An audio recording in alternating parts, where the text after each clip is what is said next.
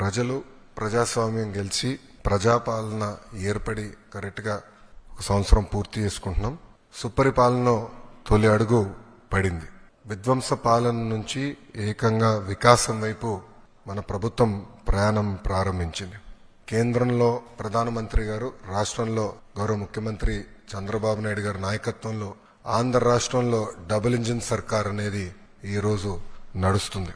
ఒక ఉద్యోగాల విషయంలో చూస్తే మెగా డిఎస్సి ఏర్పాటు చేసి ఏకంగా 16,347 పోస్టులు ఈ రోజు ప్రజాప్రభుత్వం భర్తీ చేస్తుంది.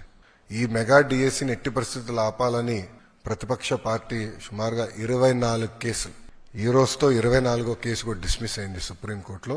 24 కేసులు వేశారు.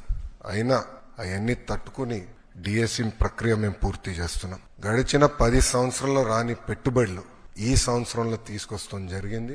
9.5 లక్షల కోట్ల పెట్టుబడి, తద్వారా 8.5 లక్షల మందికి ఉద్యోగాలు కల్పించడానికి మేము ఒప్పందాలు కుదుర్చుకున్నాం.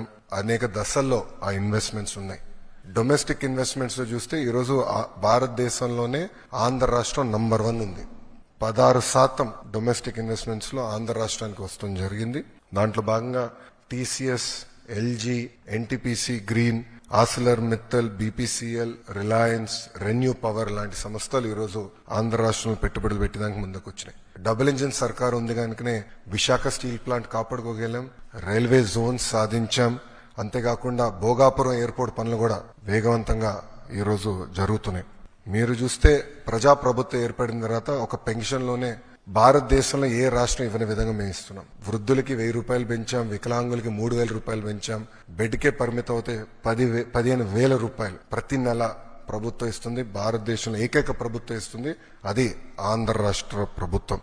ఇంతేకాకుండా భారతదేశంలో ఎక్కడ లేని విధంగా 203 అన్న క్యాంటీన్లు ప్రజాప్రభుత్వం తిరిగి ప్రారంభించి ఈ రోజు నడిపిస్తుంది. గౌరవ ముఖ్యమంత్రి గారు ఇప్పుడే చెప్పారు, ఆగస్టు 15 నుంచి ఉచిత బస్ విధానం కూడా మేము అమలు చేస్తున్నాం. దీపం పథకం ద్వారా ఇప్పటికీ 2 కోట్ల గ్యాస్ సిలిండర్లు ఉచితంగా ప్రజాప్రభుత్వం తెలుగింటి ఆడబడుచులకి అందజేస్తాం కూడా జరిగింది. దాంట్లో కొన్ని సవరణలు తీసుకొచ్చి ఏకంగా ఆ డబ్బులు డైరెక్ట్ గా మహిళల అకౌంట్ లో కూడా వేయాలని ఒక నిర్ణయం కూడా ప్రభుత్వం తీసుకుంటాం జరిగింది.